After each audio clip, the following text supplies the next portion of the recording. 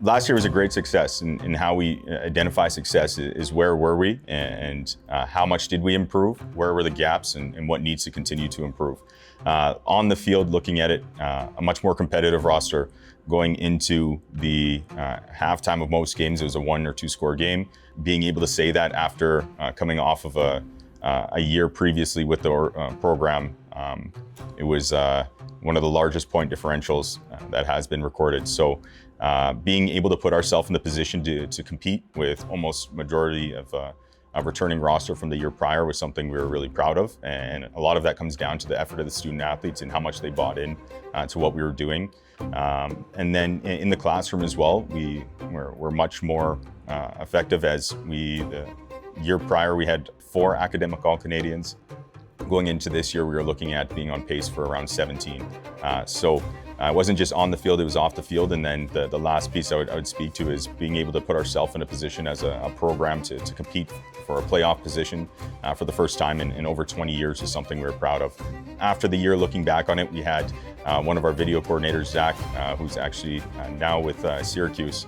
He did some digging into the stats, and it was actually the greatest turnaround in U Sport history for point differential from one season to the next. So now that we've had the opportunity to have the eagle eye, take a few steps back and not look at it for what it wasn't, but look at it for the massive steps we did take forward, we're really proud as a staff and as a program of what we were able to do.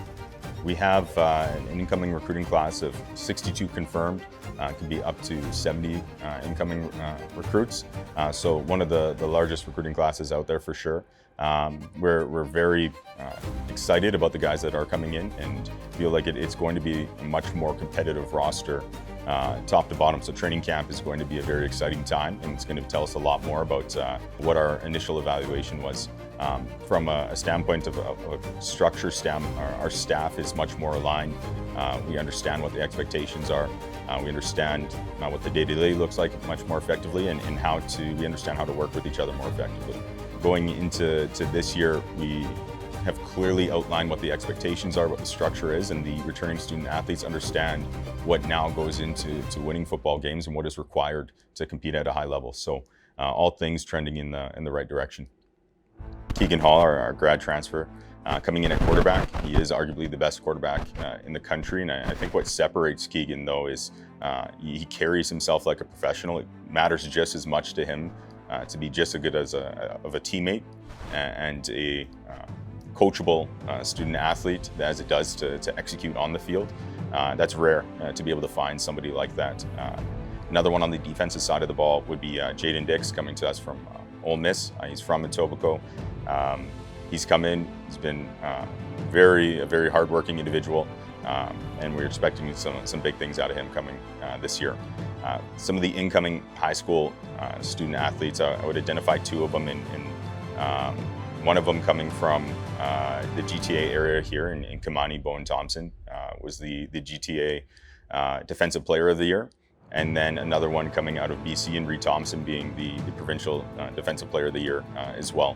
I'd be remiss if I didn't mention David Nwado, who was at Football North, who had multiple offers south of the border as well. So those are just a handful of, as you said, the 70 that I'm excited for everybody to see on the field. The 2 I would like to focus on would be Milan Fernandez returning. We're expecting a big year out of him, and not just on the field, but looking to him to be a real strong leader in the locker room, not just with the offensive line in that room, but also with the entirety of the offensive side. You only go as far as your offensive line is able to bring you, and we're really excited. That's been a very bought-in group, very connected group, so I'm looking forward to see how they continue to come together during training camp. The defensive side, Brody Clark would be one. Missing a game last year and still being upwards, leading the nation in tackles last year. He is arguably, again, one of the best defensive players in the country, and I think he was overlooked by a lot of people last year. So I'm excited for him to have the opportunity to work and build over an entirety of an off season, and to see what he does with the group this year. Evan Ansu on the offensive line. We do have upwards of 4 either transfers or CGFL players coming in on the offensive line. It's very difficult to replace an individual, obviously, that was drafted at that position. Those are rare people, but Evan's presence will be missed. But we do feel good about the guys that are going to be coming in to fill the role and have the opportunity to step up to the plate. Another individual would be Alfred Olay. Was one of the most electric returners in the country. I feel very good about the returners we do have on the roster, but Alfred's on-field presence was the same in the locker room as well, and same with coaching him. So can't replace that kind of person, but we feel good about some of the young individuals coming in to step into the returner roles. Rise of the Pride is the way that we're approaching this year. Last year we came in and we talked about going with the no decals or no stripe until we gave our alumni group and our supporters and our university something to be proud of, and to see that we are going to do everything we can to earn the right to be here as well. Now, looking at it from a standpoint, we've shown massive steps forward, but now we want to be able to pull people in further and to see that this program has made a massive shift in the right direction. And this wasn't just a one-off piece, that this is a program that people from across the country want to come and be a part of. So the pride piece, obviously having the double meaning with it us being Lions, but also we want people, or specifically our alumni as well, to be able to wear their gear with pride, to say that they went to York, that they were part of the football program, to show up to the games and be excited to be here and to be going and sharing how much of a great opportunity people have to come on board and support us as well. We have our goals identified. We've been very clear about what we feel is attainable for us. We're going to keep that internal. We're not going to give anybody the opportunity to use anything for fuel. But what I will say is, for everybody that does show up, is to see a very passionate, connected group competing on the field. That it will be a more competitive roster.